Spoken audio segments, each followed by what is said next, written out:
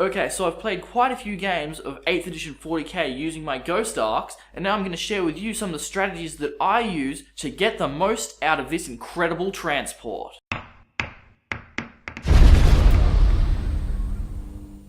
Welcome back. Great to see you again. If this is your first time here, here's what's up. If you want to improve your wargaming, make your tabletop battles more epic, and give your wargaming budget more power, then go ahead and smash the subscribe button and ding the bell. That way, you'll never miss anything. Now let's talk about how we're going to use these Ghost Arks. And hey, how are you using your Ghost Arks? I'd love to hear about it. Chuck it in the comment section below. Okay, so Ghost Arks. Let's start by talking about some of the pros and cons to Ghost Arks in this edition. First of all, starting with the pros. So, living metal is quite useful, as I discussed in my Necron review of some of the possibilities of how you could use this rule generally. And those thoughts, from what I've seen, still apply as far as employing some tricknology with the living metal special rule. Now, quantum shielding has been buffed up quite a bit in this edition, because for starters, you don't lose it, as I'm sure you know, and also if someone's trying to take down your Ghost Arks with weapons that do lots of damage, such as, say, las cannons, then if they find themselves getting lucky and rolling 6s for their damage, you're ignoring it on a 5 or less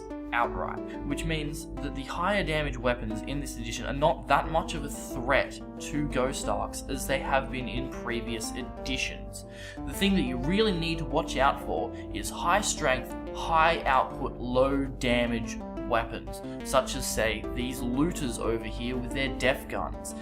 or the assault cannon on land raiders. Those things will rip through your Ghost Arks like there is no tomorrow, because they just put out that many shots, it's not funny, and then each shot does such low damage that you're going to have a hard time employing your quantum shielding to ignore that damage, making high output, low damage weapons really, really powerful against anything with quantum shielding. And given that Ghost Arks are only toughness 6, they're not going to last very long against that sort of power. So you need to employ a strategy that will help you protect them from those sorts of weapons. So the obvious solution to this problem, and it's the first one I tried, was to simply make it so that rather than using it purely as a transport, I still use it to get my Necron warriors to where they need to go, but whereas in the previous edition I would leave the warriors in the Ghost Ark for most of the time until the Ghost Ark started attracting too much attention, then I'd pop the warriors out. My advice here is to pop the warriors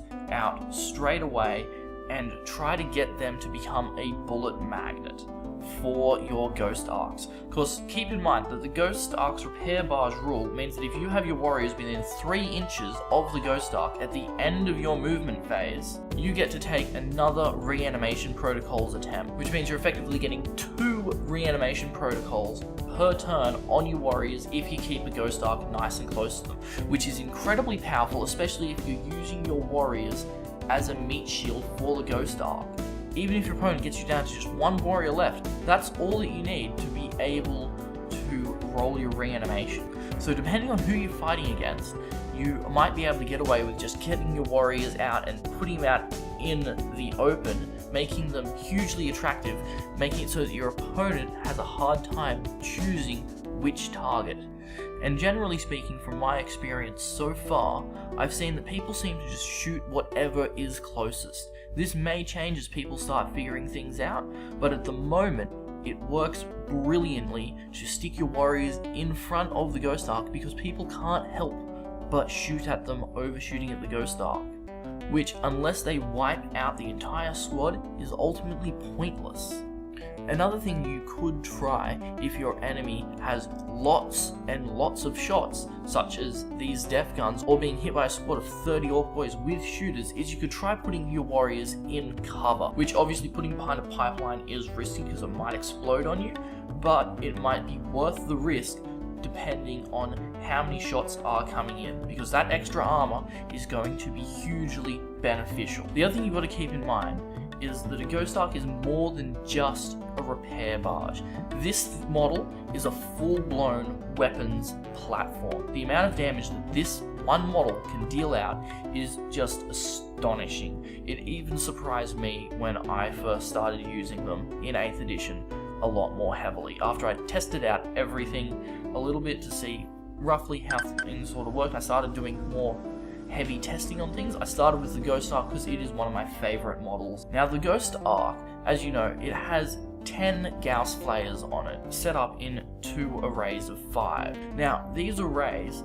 are incredibly powerful because Gauss weapons really have gotten quite a nice buff in this edition. Whereas before they were just effectively bolt guns that could wound anything on a 6, now that everything can wound on a 6, Games Workshop's had to go and find a way to make it so that they are a little bit different to a standard bolt gun, and they've given us -1 AP even on a standard Gauss Flayer, which is incredibly powerful because that means that you're making your standard Space Marine only have a 4-up save, which Space Marine players are not very used to at the moment. It makes them incredibly powerful, and especially if you can get it into rapid fire range, you're getting 20 shots, which means you can just drown your enemy in volume of dice. And if you've got your Ghost Ark and Warriors set up in a way similar to this or this,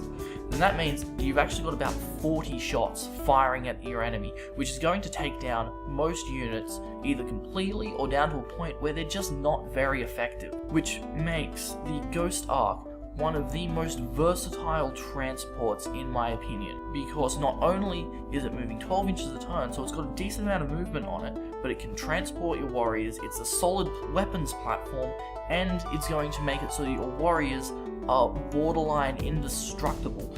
provided of course that you're not stupid with them and try to take on an entire orc horde with just 1 unit of warriors. That'd be just insane. Although if it works, I would love to hear about it. That would be absolutely hilarious. So to add to this strategy, I'd also like to put in that it's possibly a good idea to try to put your Ghost Arks in cover where you can. As you can see, I've got the Ghost Ark on this crater here, and I've got this one inside the bounds of some crystals, giving it cover, which will bring its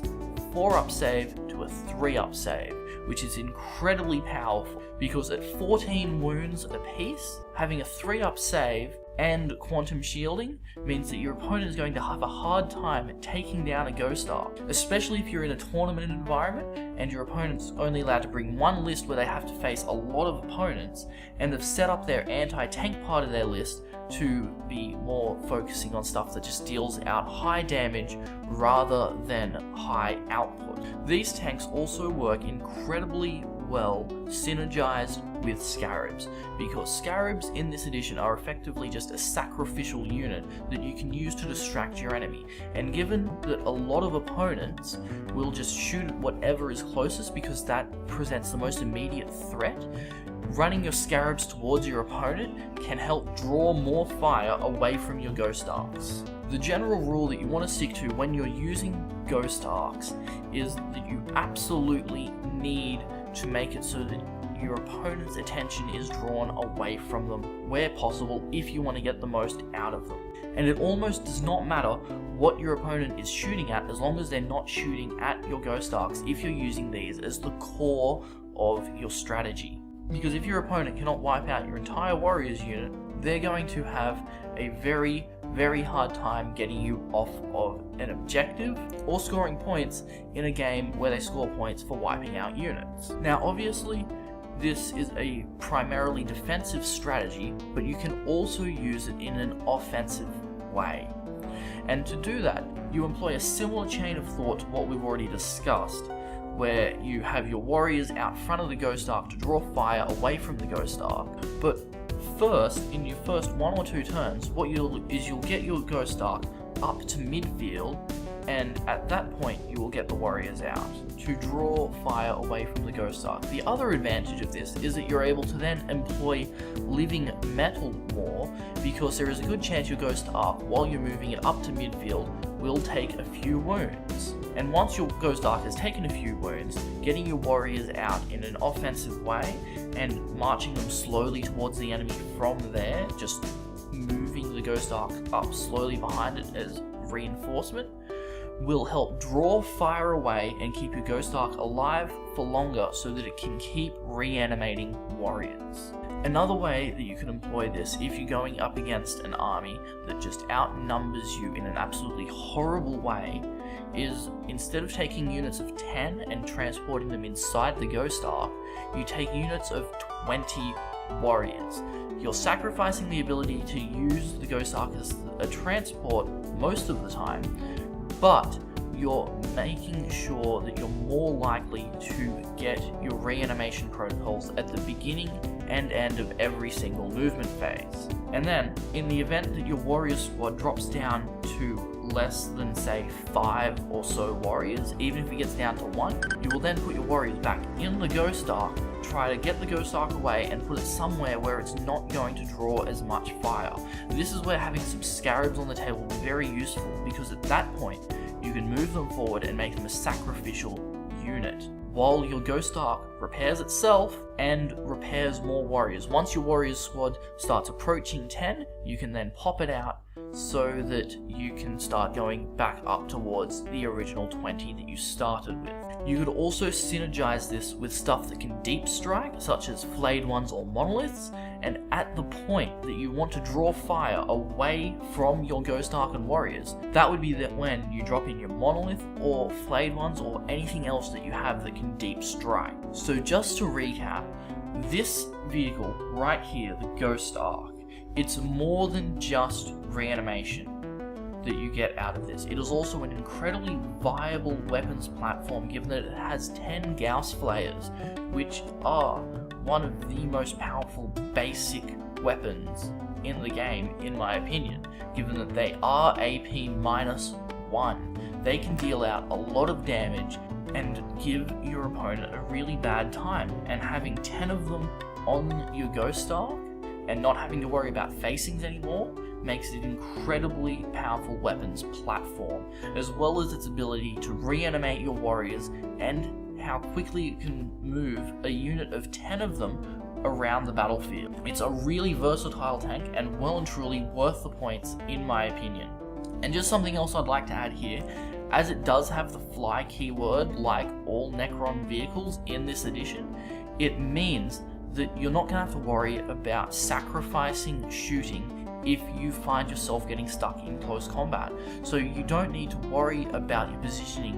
when you're dealing with close combat oriented units that much, because if they do get into close combat with you, provided that you survive, which with 14 wounds, provided they haven't already taken some of those off, you have a fair chance of surviving a close assault. But once you get back to your turn, you're able to move back, and because you have the fly keyword, you're able to then fire a volley of Gauss fire into that attacker, which is incredibly powerful, as well as you get to fire your Gauss flayers when they're charging in Overwatch, which with 10 of them, and given that Overwatch you're going to be rapid firing, so there's 20 shots coming straight at them, you're going to get a few sixes there, more likely than not, and wipe them out. Or if you don't wipe them out, if your opponent is silly and takes units from the front, they might miss their charge, which would be even better. So yeah, you can use this vehicle for both defense and offense, and it is incredibly capable at both of them. It is a little bit fragile due to only being toughness 6, but there are workarounds for that by keeping it in cover and making sure that you can distract your opponent from shooting at it by using warriors, scarabs, or if you have a monolith in the reserve, once your Ghost Ark starts getting down a couple of wounds, drop that down and use that as a bullet magnet, which it works brilliantly as, given that it has 20 wounds and its toughness 8, it's fairly durable. So there you go, that's some of the things that I've learned in the last month or so since 8th edition came out about how to get the most out of the Ghost Ark. And again, I think it's an incredible model and the rule set for it is absolutely brilliant. It is a lot more powerful now than it has ever been, and I would highly recommend taking them in your list whenever you can. And like I said, it works best when you combine the use of the Ghost Ark with the use of other models, allowing you to achieve synergy in your army and get the most out of your models. Because regardless of what army you play, your models always do better when they are working together, rather than when they're all trying to be the hero and are off just doing their own things and not taking advantage of each other's strengths and making up for each other's weaknesses. Because regardless of what model you're using, it's going to have some strengths and it's going to have some weaknesses. So you always want to pair models with other models that are going to complement each other. So thanks for watching. If you found this info useful and you liked this video, then be sure to give it a thumbs up so that we know that you guys like it, so that we can keep making content that you like. And if there are any strategies that you've used, then chuck it in the comment section below and perhaps I will talk about it at some point. And as always, if you want to improve your wargaming, make your tabletop battles more epic, and give your wargaming budget more power, then just smash the crosshair and ding the bell. You'll subscribe and I'll be able to share with you more terrain tutorials, battle reports, and strategies that'll make your wargaming experience more epic. And I'll see you next time.